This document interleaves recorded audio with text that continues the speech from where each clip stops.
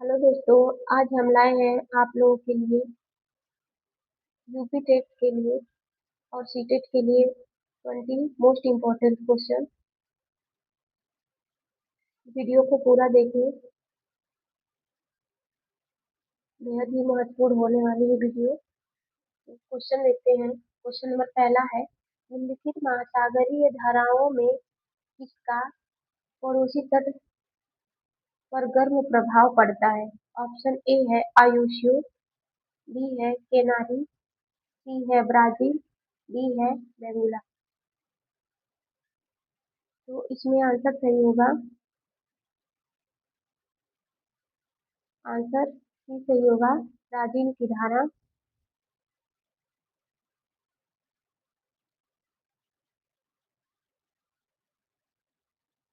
Option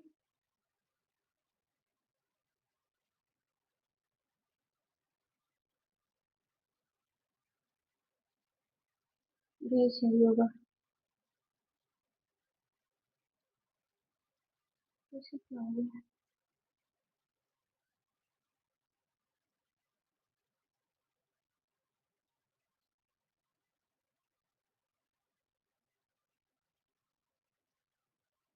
option B सही होगा, Brazil की धारा। क्वेश्चन नंबर दूसरा देखते हैं। क्वेश्चन नंबर दूसरा है, ड्रैकेनस्बर्ग पर्वत निम्न में से कहाँ स्थित है? ऑप्शन ए है चीन में, बी है स्विट्जरलैंड में, सी है दक्षिण अमेरिका में, डी है श्रीलंका में। तो इसमें आंसर सही होगा, ऑप्शन सी दक्षिण अमेरिका में। ऑप्शन सी सही होगा।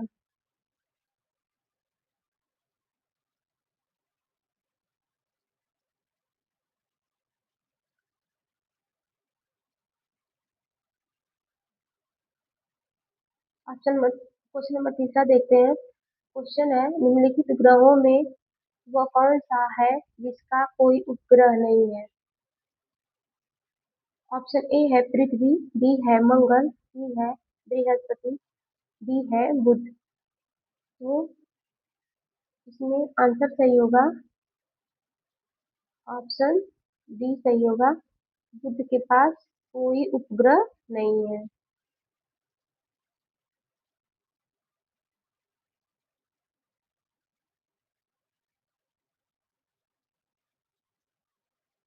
सौरमंडल में सौरमंडल में बुध और शुक्र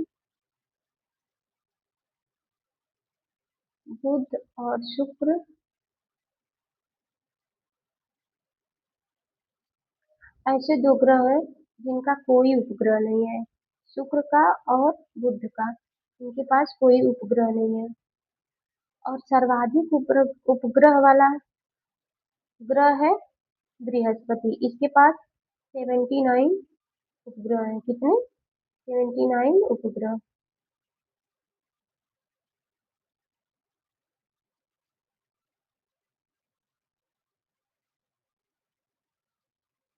और मंगल के पास दो उपग्रह हैं। इसके पास दो उपग्रह हैं। वो दो उपग्रह कौन कौन से हैं? डीमोस और फोबोस।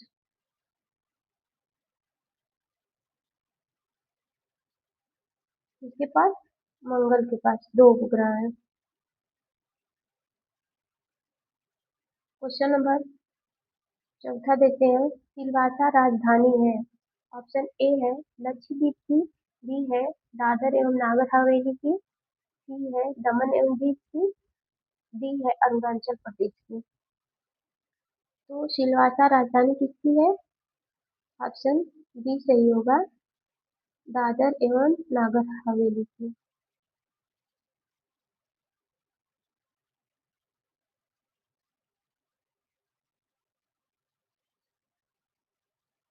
इसमें दमन और दीव की राजधानी है। इसकी राजधानी है दमन। अरुणाचल प्रदेश की है ईटानगर।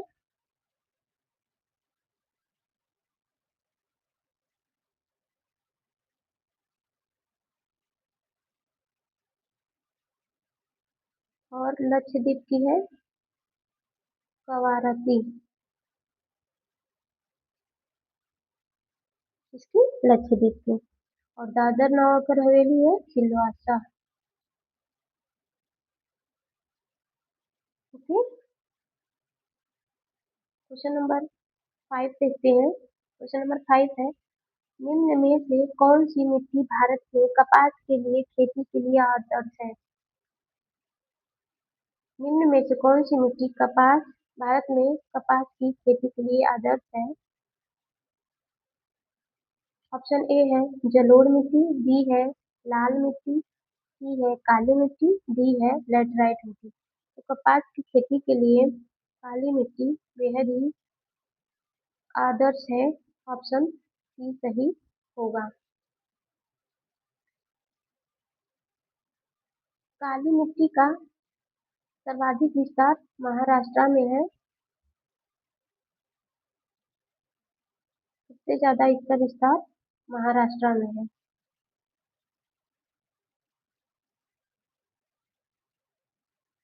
और काली मिट्टी को रेंगुर मिट्टी के नाम से भी जानते हैं। रेंगुर मिट्टी,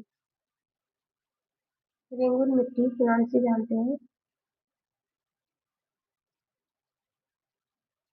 क्वेश्चन नंबर 6 देखते हैं। निम्न स्थलाकृतियों में से किसका निर्माण भ्रंशन द्वारा होता है? भ्रंशन, ये भ्रंशन होगा। भ्रंशन द्वारा होता है। तो ऑप्शन है ए छत्रक शिला, बी हिमोस, सी विभ्रंश घाटी, डी डोलाइन। तो इसमें आंसर सही होगा सी विभ्रंशन घाटी। ये जो इसका निर्माण होता है भ्रंशन का, ये तनाव और खिंचाव के कारण होता है। तनाव और खिंचाव, जैसे कि एक इधर से फोर्स हो रहा है, एक इधर से हो रहा है। अब दोनों के बीच घर्षण होता है, खिंचाव उत्पन्न होता है। तो कुछ भाग धरातल के या तो ऊपर उठ जाते हैं या तो कुछ भाग नीचे धस जाते हैं। तो जो ऊपर उठे भाग होते हैं, इन्हीं को हम क्या कहते हैं? इन्हीं को हम विभ्रंश घाटी कहते हैं।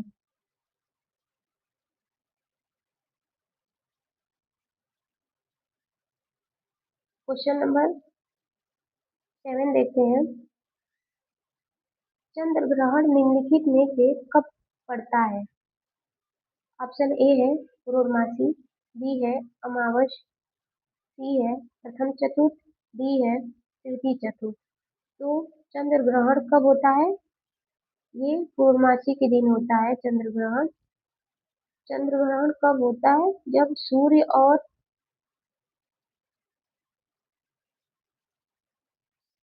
सन और चंद्रमा, सूर्य और चंद्रमा के बीच क्या पृथ्वी आ जाती है, तब चंद्र ग्रहण होता है। इस बीच में क्या आ जाता है? पृथ्वी आ जाती है, तो चंद्र ग्रहण की स्थिति होती है। यह स्थिति हमेशा सदैव कब होती है? ये पूर्णिमा के दिन होती है। कब? पूर्णिमा के दिन। पूर्णिमा के दिन।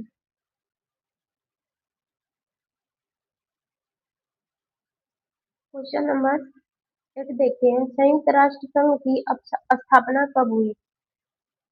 क्वेश्चन है संयुक्त राष्ट्र संघ की स्थापना कब हुई? ऑप्शन ए है 24 अक्टूबर 1945 को, बी है 25 अक्टूबर 1946 को, सी है 26 अक्टूबर 1974 को, डी है 25 अक्टूबर 1948 को। तो आंसर इसमें कौन सा सही होगा? ऑप्शन ए सही होगा। 24 अक्टूबर 1945 को संयुक्त राष्ट्र संघ की स्थापना हुई। अगर पूछे संयुक्त राष्ट्र संघ का मुख्यालय कहाँ है, तो इसका मुख्यालय कहाँ पे है? न्यूयॉर्क में। न्यूयॉर्क में। और न्यूयॉर्क कहाँ है? ये अमेरिका में है,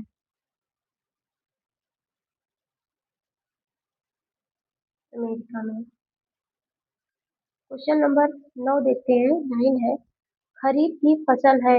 ऑप्शन ए है गेहूं, बी है धान, सी है आलू, डी है चना। तो खरीफ की फसल है धान। ऑप्शन बी सही होगा। खरीफ की फसल धान है।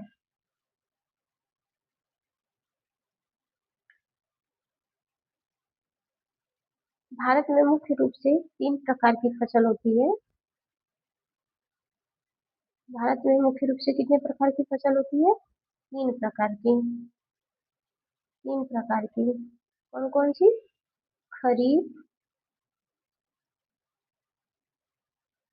रबी और जायद। खरीफ फसल में कौन कौन से फसल है? धान, ज्वार, बाजरा, गन्ना इत्यादि।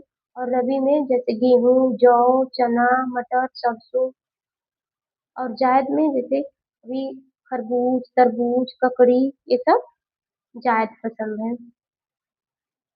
क्वेश्चन नंबर 10 देखते हैं। क्वेश्चन नंबर 10 है, निम्न में से कौन सा विश्व का सबसे बड़ा उष्णकटिबंधीय मरुस्थल है? विश्व का सबसे बड़ा उष्णकटिबंधीय मरुस्थल है। ऑप्शन ए है कालाहारी मरुस्थल, बी है आटाकामा मरुस्थल, सी है सहारा मरुस्थल, डी है थार मरुस्थल। तो ऑप्शन इसमें सही होगा सहारा मरुस्थल। सहारा मरुस्थल ऑप्शन सही होगा।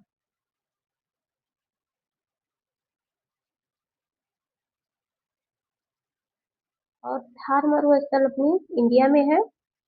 आटाकामा मरुस्थल ये चिली में है। और कालाहारी मरुस्थल दक्षिण अफ्रीका में है। दक्षिण अफ्रीका और बोत्सवाना के बॉर्डर पे है कालाहारी मरुस्थल। क्वेश्चन नंबर 11 है, वर्नाकुलर प्रेस एक्ट कब पारित हुआ? वर्नाकुलर एक्ट कब पारित हुआ था? ऑप्शन ए है 1878 में, बी है 1880 में, सी है 1885 में, डी है 1888 में। तो वर्नाकुलर एक्ट कब पारित हुआ था? ये पारित हुआ था, ऑप्शन ए सही होगा, 1878 में। और वर्नाकुलर एक्ट किसने पारित किया था? ये लॉर्ड लिटिल ने किया था। लॉर्ड लिटन ने। क्वेश्चन पूछ सकता है कि वर्नाकुलर एक्ट किसने पारित किया था? तो लॉर्ड लिटन ने किया था। और कब हुआ था? ये 1878 में हुआ था। ओके, नेक्स्ट क्वेश्चन देखते हैं। क्वेश्चन नंबर 12 है, भारतीय राष्ट्रीय कांग्रेस के प्रथम अध्यक्ष थे? ऑप्शन ए है के यू हुन, बी है डब्ल्यू सी बनर्जी, सी है सुरेंद्र नाथ बनर्जी, डी है महात्मा गांधी। तो ऑप्शन इसमें बी सही होगा। इसके प्रथम अध्यक्ष डब्ल्यू सी बनर्जी थे। और भारतीय राष्ट्रीय कांग्रेस की स्थापना कब हुई थी? ये 1885 में हुई थी। और कहाँ हुई थी? मुंबई में हुई थी। मुंबई में हुई थी।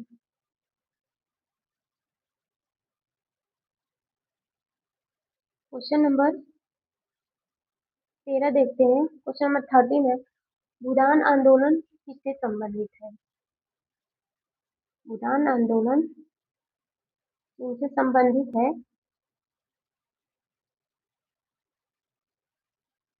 ऑप्शन ए है जयप्रकाश नारायण, बी है विनोबा भावे, सी है जेपी कृपलानी, डी है नरसिंह मेहता। तो भूदान आंदोलन किसने शुरू किया था? इसका आंसर बी सही होगा, विनोबा भावे ने किया था। और भूदान आंदोलन कब शुरू हुआ था? तो ये 18 अप्रैल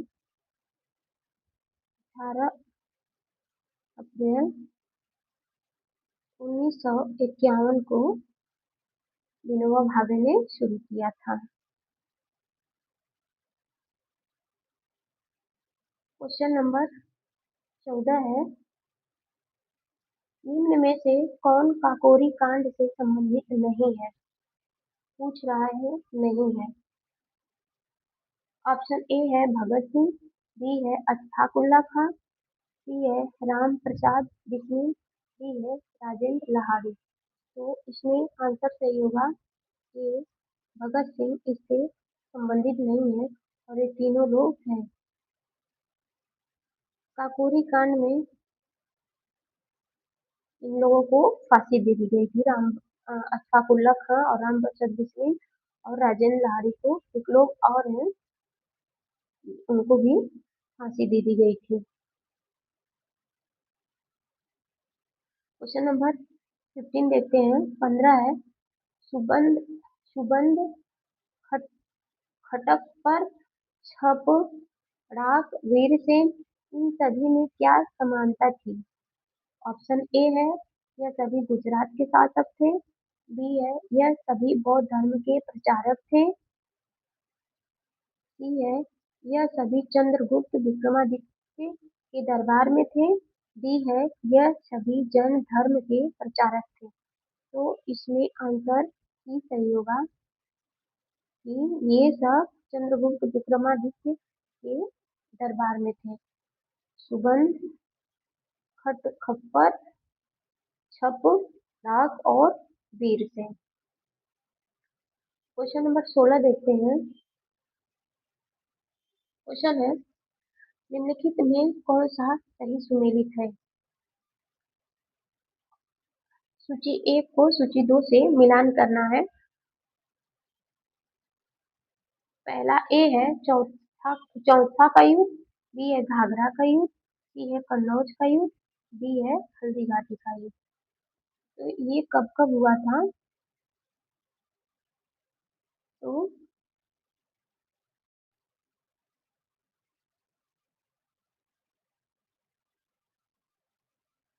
चौसा का युद्ध कब हुआ था? 1539।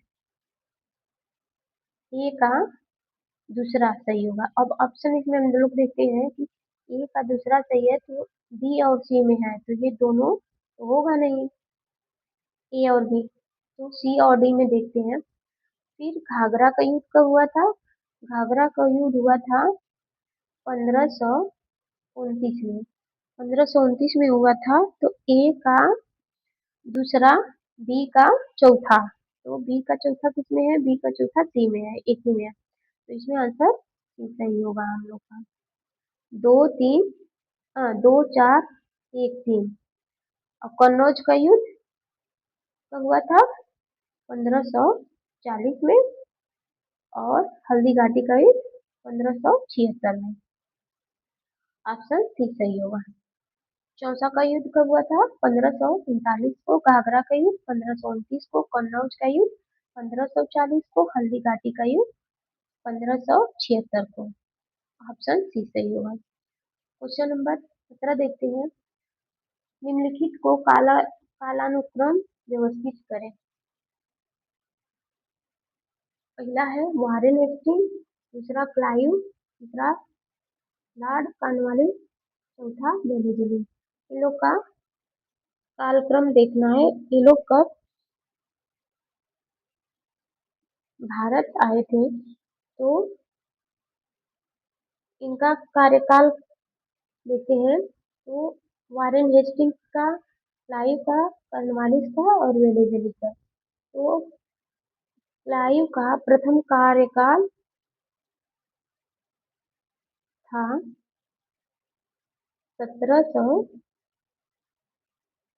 1757 से 60 इसका था। फिर द्वितीय कार्यकाल भी इसका था 1765 से 1767। 1765 से 67।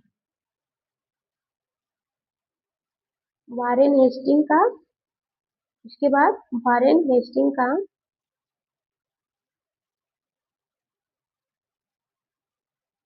1772 से कब तक था, 85 तक, 1785 था। और कार्नवालिस का 1786 से 93 तक था। और बेलेजली का कार्यकाल था 1798 से 1805 तक था बेलेजली का। तो इसमें देखते हैं इन लोग का कार्यकाल पहले किसका था, तो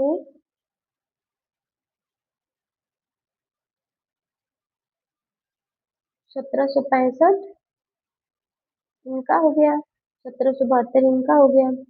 तो पहले कौन आएंगे, क्लाइव आएंगे, फिर वारेन हेस्टिंग आएंगे, फिर कॉर्नवालिस, तो दूसरा, पहला, तीसरा और चौथा। तो ऑप्शन इसमें डी सही होगा, ऑप्शन डी सही होगा।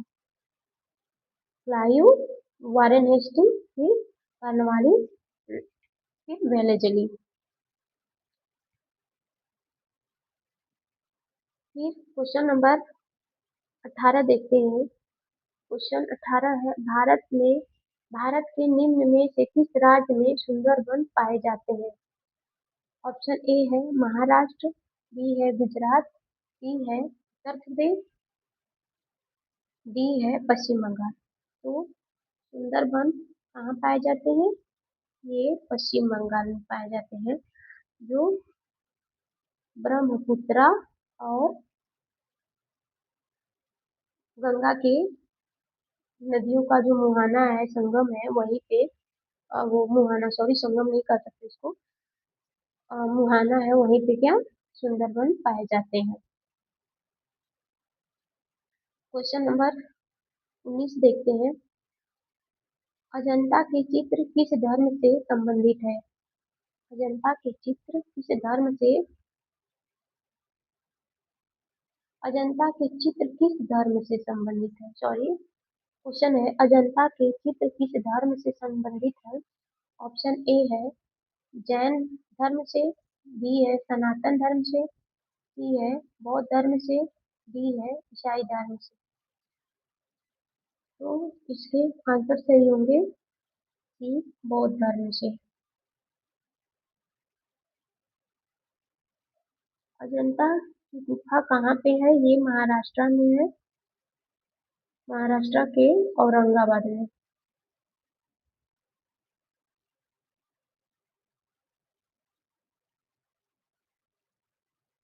फिर क्वेश्चन नंबर 20 देखते हैं। तानसेन किसके दरबारी कवि थे। तानसेन किसके दरबारी गायक थे। तो ऑप्शन ए है हुमायूं के, बी है बहादुर शाह जफर के, सी है अकबर के, डी है औरंगजेब के। तो तानसेन, तानसेन अकबर के नवरत्नों में से थे, एक थे। वो किसके दरबारी थे, ऑप्शन सी सही होगा, अकबर के।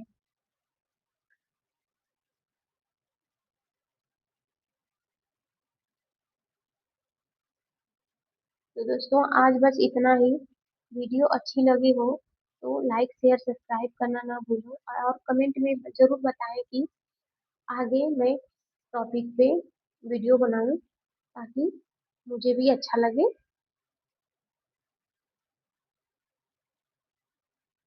और अपने आंसर कितने सही हुए हैं, कितने क्वेश्चन आपके सही हुए हैं, कमेंट में जरूर बताएं। धन्यवाद दोस्तों। आई होप आप लोगों को ये वीडियो अच्छी लगी होगी।